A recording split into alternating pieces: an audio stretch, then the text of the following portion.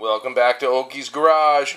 Welcome back all you Black Bomber fans, because here we go with the CB450 number 9776, and got the top end pulled apart today and found some things wrong right off the bat.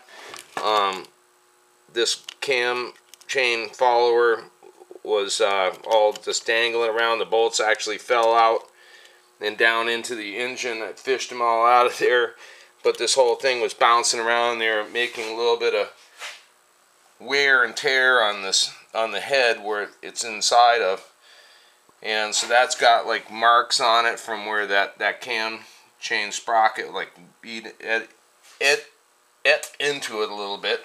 But anyway, so another major problem with this is that I noticed right off the bat that the pistons are in backwards. There is definitely a right here it says in on, you know, the intake side, and the valves are different sizes, so this was taken off of here like that, you know, which it should have been like that. So the valves definitely got smashed into. How this thing ran at all, I'm not really positive, because it should have an unbelievably bent valve. It did seems to have fairly good compression, but got me there. But we're going to replace all of that, and we're going to the cylinders look pretty decent, but you never know. This like it almost feels like a little unevenness in the cylinder, so we're going to go ahead and bore those out to 1/over and throw everything back together. Helicoil these all these bolt holes that are all stripped out from this thing dancing around for who knows how long in there. And we got a bunch of other bolt holes on the like we were talking about, the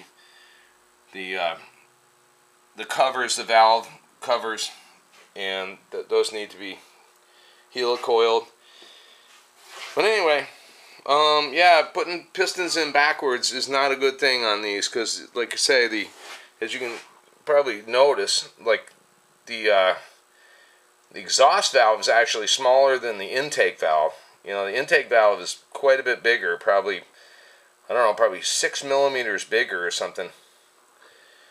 And so definitely, I mean, as soon as this thing, you can see just by that mark on there, that piston smashed into that valve enough to dent it all up, because this isn't supposed to have like a bunch of, you know, edges on it like that and stuff. It's supposed to look more like, you know, more like that, where it's a nice smooth transition. You can see this one is also all bugged up, you know, like something definitely made contact with the bottom of that. You know, it's not the way it's supposed to be shaped.